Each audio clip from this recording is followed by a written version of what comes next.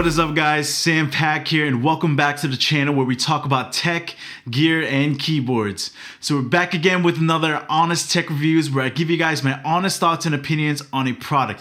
And today we're going to be looking at the Drop Pandas. No, not the keyboard switches, but the headphones. So these headphones are heavily focused towards people who want to experience hi-fi system on the go without having to lug all the audio gear. So for people who don't care for NAC or any kind of fancy features, but solely making sure that the sound quality is amazing. And there's a lot to cover about these headphones. So with that said, let's get started. So let's talk about the build quality. It looks like a very typical wireless headphone. It's made out of plastic with all around matte black finish. And they come in at around 385 grams, which is almost the same exact weight as the AirPod Max.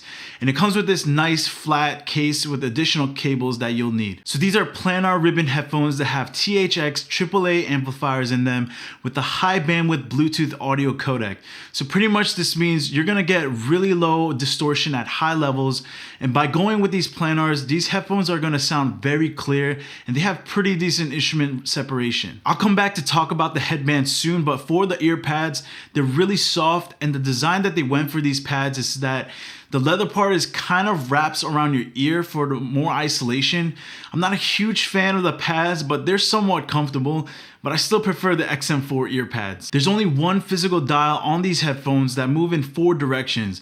I like how there's a physical button because I'm not a big fan of the touch controls at all. These do have 2 microphones on them, but the audio quality on them is not that great, and so here's a test of that. So this is a test on the Drop Panda microphone. What do you guys think of the audio quality on this mic? You also have the option to use a 3.5mm jack and use it with another DAC or straight into your device. There's 2 different frequency response with the wired and wireless, but it's pretty darn close to each other. Okay, so comfort. It's not the best. Since this headphone is just as heavy as the AirPod Max, the weight and combination of the headphone design, it'll hurt your head for sure. The headband, they could use a lot of improvement.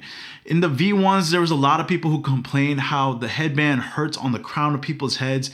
And it seems like they didn't fix this issue in this version either. So over time, you'll start to feel pain on top of your head. There's not that much cushion there, and when you pinch at it, you'll feel this hard plastic in there, which is what's pressing on top of your head.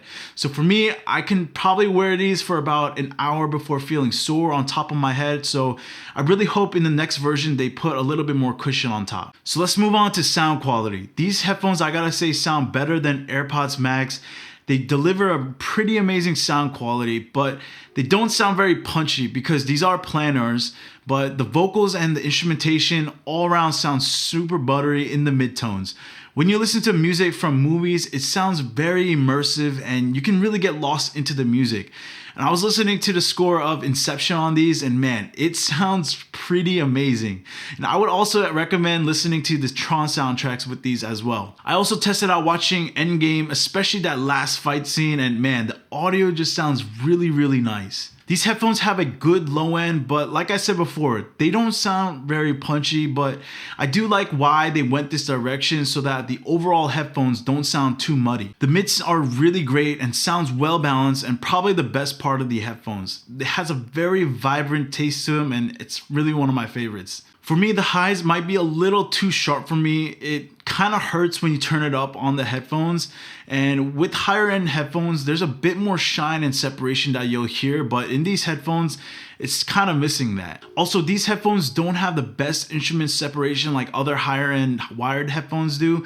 They sound kind of straight and really forward, kind of centered in your ears, and I really wish they had a wider stereo space in them. And they said that they are working on an app that's in development right now, so hopefully we can tune the EQ and maybe even eventually have multi-device support. So overall, these wireless headphones are probably the best on the market right now in terms of sound quality, in my own opinion.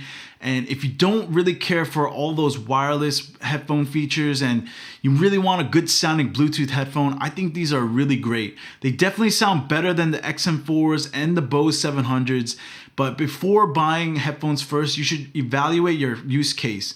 And if you think that all of these check off that list, then I'd say go for it. So that's it for this one. Hope you guys enjoyed this video. Leave a comment down below if you guys think this is something you guys would pick up. And thank you guys for watching. Don't forget to like and subscribe, and see you guys in the next one. Peace.